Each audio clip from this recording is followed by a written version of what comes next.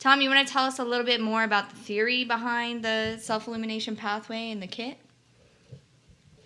Sure. Well, basically, I spent years researching all of these different esoteric pathways and traditions, right? Buddhist Tantra, there's the Egyptian/Kemetan initiation system.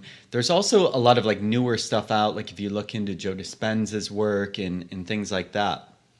And I noticed after studying all these different pathways, I was really looking a lot for like the common threads in them and what were really like, what was the core template of a lot of these things and how did they work? And what I noticed was there's just this series of basically they all work kind of in the same way. The whole concept behind them is that in our bioenergetic field, we have these traumas and imprints that get stuck and attached into our genetics, into our central nervous system.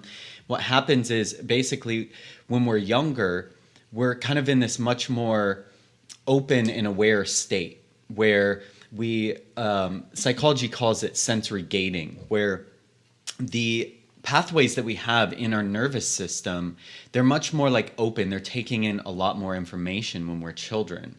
And then as we grow, we come into these different experiences where whether it's through society or through TV or trauma from things that happen, with our parents or family or things like that, all these different sorts of things come in and we have these experiences and basically they install these kind of programs into our central nervous system, especially like trauma or something. So what happens is because we're really open as children and then the event comes in and it kind of causes us to close down. It will usually be a very scary kind of traumatic event. Or if we're watching TV or listening to music or at school, what happens is we go into this trance state.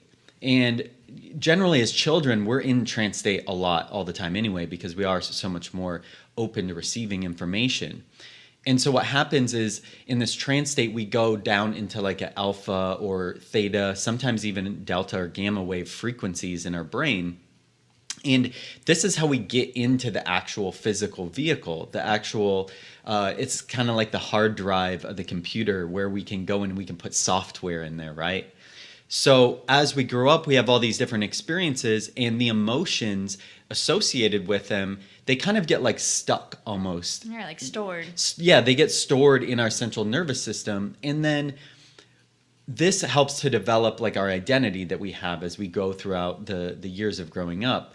Well, then now as we're older, what happens is when similar situations, anything even minorly stressful, even a lot of times, what it will do is it will trigger those old experiences and those old patterns and programs that are going on. And so that's like kind of like what I started with the self-illumination path, is like unifying all of that different knowledge. Yeah, definitely. And if you guys listen to our last podcast, some of what we're talking about right now, these patterns, these imprints, these conditionings and programs, different things that we have kind of identified in our realities as we grow and these traumas and things like that. In our last podcast, we talked about entities and archons and all of these types of energies that sometimes people anthropomorphize into being like a separate being.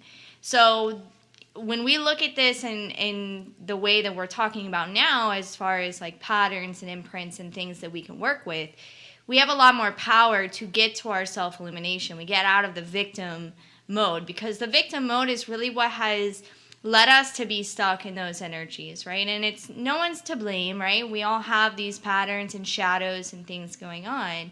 But now we can actually find a way to work with them to help.